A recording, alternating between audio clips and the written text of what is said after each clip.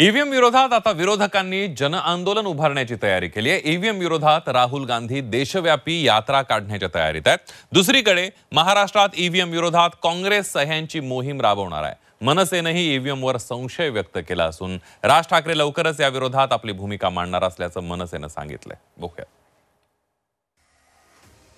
पराभवाच्या धक्क्यातून सावरल्यानंतर विरोधकांनी आता ईव्हीएम विरोधी मोहीम सुरू करण्याची तयारी केली आहे।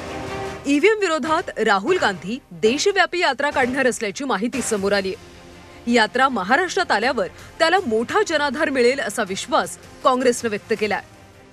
जेव्हा राहुल गांधींची यात्रा या पायलटच्या बाबतची जेव्हा महाराष्ट्रात येईल तर महाराष्ट्र हे सगळ्यात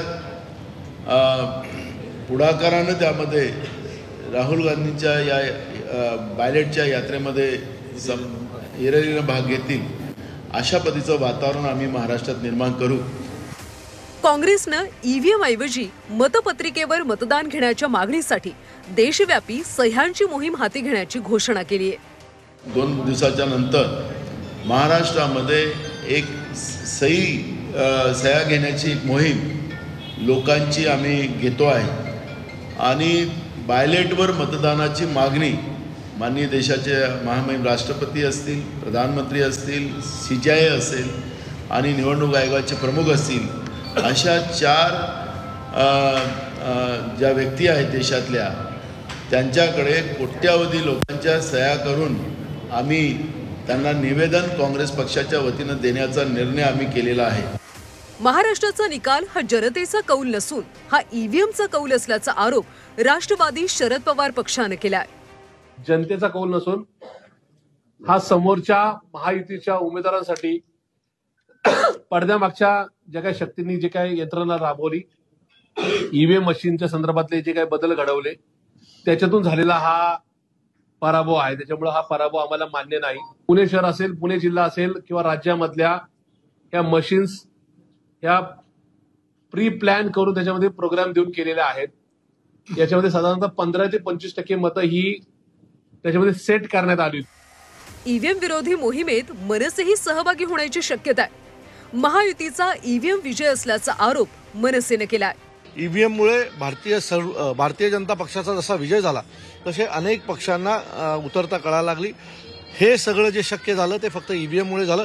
कारण जर संपूर्ण महाराष्ट्रात तुम्ही बघाल तर एवढं मोठं यश आल्याच्या नंतर भारतीय जनता पक्ष सोडा इतर लोकांमध्येही त्याच्या बाबतीत आनंद नाही आहे। अनेक लोक प्रश्न विचारतात आमचं मत गेलं कुठे। सो मला वाटतं मत गेलं कुठे तर ते मत गेलं ईव्हीएमच्या घशात आणि भारतीय जनता पक्षाच्या घशामध्ये। तर साहेब लवकरच त्यांची भूमिका मांडतील। विरोधकांच्या या आरोपांचा महायुतीच्या नेत्यांनी खरपूस समाचार घेतलाय। जेव्हा ते हरतात झारखंडमध्ये काय होतं, ईव्हीएम बरोबर होता का? झारखंडमध्ये ईव्हीएम बरोबर होता, कर्नाटकमध्ये ईव्हीएम बरोबर होता, लोकसभेमध्ये ईव्हीएम बरोबर होता, लोकसभेत ईव्हीएम बरोबर होता का? आता हरल्यावर तुम्ही रडीचं डाव काय खेळताय? त्या लोकांचे दारुण पराभव झालेले आहेत आणि मग ते दारुण पराभव झाले असताना कसं सांगायचं की आपला दारुण पराभव झाला म्हणून कुणाच्या तरी माथी ते मारायचं। ह्या ईव्हीएममुळं आमचा फार चांगला रिझल्ट लागला असता पण ईव्हीएमनी आम्हाला हे केलं। ईव्हीएममुळं आमची ही वेळ आमच्यावर आली असं काहीतरी सांगायचं आणि आपल्या जवळच्या कार्यकर्त्यांना थोडंसं नाही आपले लीडर आपल्याकरता काहीतरी मांडतायत असा केविलवाणा प्रयत्न करायचा। ठीक आहे, तो त्यांचा अधिकार आहे, त्यांनी काय करावं काय नाही।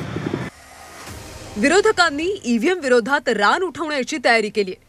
विरोधकांच्या या ईव्हीएम विरोधी लढ्याला जनतेची साथ मिळते का याची उत्सुकता आता निर्माण झाली आहे। ब्युरो रिपोर्ट, झी 24 तास, मुंबई।